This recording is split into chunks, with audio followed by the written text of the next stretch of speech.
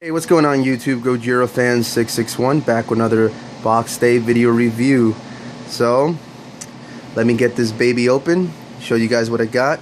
And as promised on my previous video, this is definitely going to be a good one. So stay tuned. Be right back. Alright guys, I'm back and this is what was inside.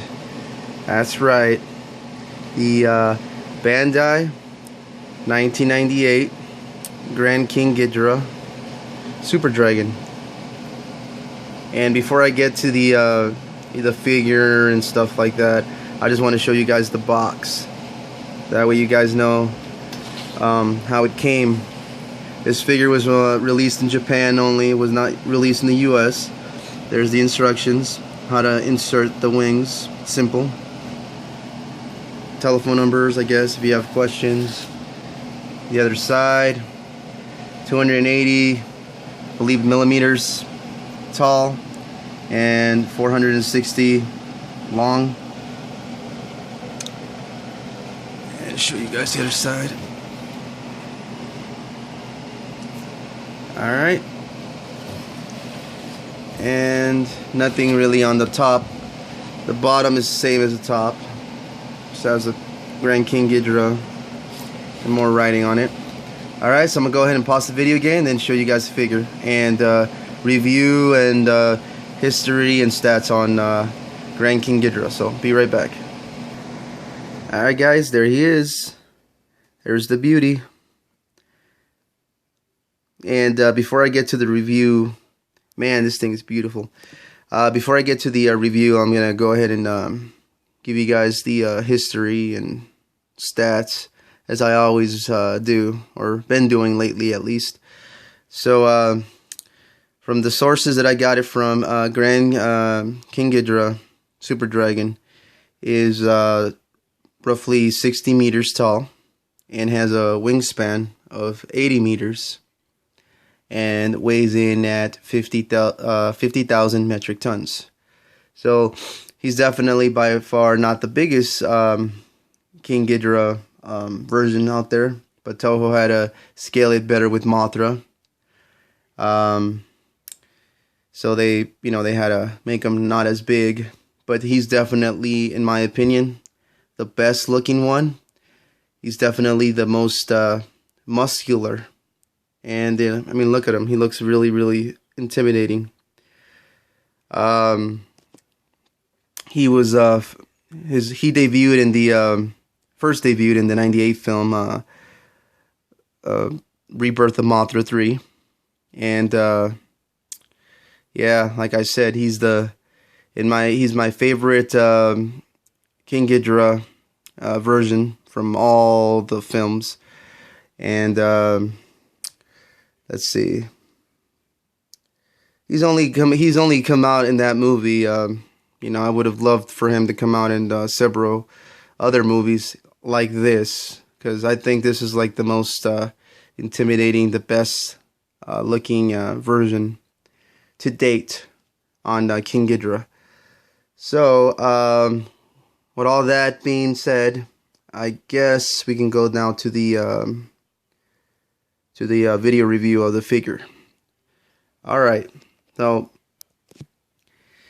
he stands approximately 11 inches tall from the base of the feet all the way up to the top point here of his horn. I believe right here is about 10 inches, so that extra inch is the horn. And his wingspan from this side all the way across to the other one is about 19 inches. So yeah, he's very massive. As you can see, he takes up this whole dinner table. And move him to the side here. He's about 14 inches long from the feet all the way to the end of the tail. And he has what I count 9 points of articulation. I guess technically you can say he has 11, but he only has, in my opinion, he only has 9. I'll tell you guys why. Okay, so we have the 3 necks, they all move. And then the 3 heads, that's 6. You got both of the legs. That's 8. And the base of the tail. Over here, they don't move at all. So the only thing that spins is right here. And I guess you can count the wings, because the wings you have to put them on. But there really isn't no way to lift them up any higher, because when you try to do that, let me show you guys what I'm talking about. Whenever I try to lift the wing more, see, it just falls. There's no more support. It's just supposed to be fixed at the height that it is, which, you know, not a big deal, because they're positioned just right, so not too much of a complaint there. So yeah, 9 points of articulation in my opinion. Moving on to the detail and the painting. I mean, look at this thing. It is beautiful. Look at the scales. And also, one thing that I want to note out, I mean, look at I think they did a beautiful, you know, on the model of this kaiju. I love the dark gold with the champagne gold. I think it really makes it stand out, especially in anyone's collection. I mean, look at that. It is beautiful. And then if you can see here, the sculpting of the heads, how they let's see, there it is. They sculpted the teeth. They're half sculpt, but they're still very nice. And the paint inside, the eyes. I mean, this thing is very, very highly detailed. And one thing also that I wanted to point out is that this figure is very soft. It's more soft than any of the other figures that I own. Actually, it was quite, actually, when I took it out of the box,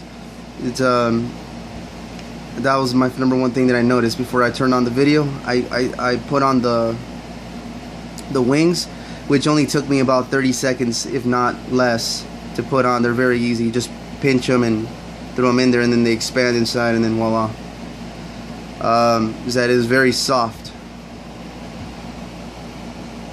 I like the extra scales here on the side of the legs, and they did a good job there.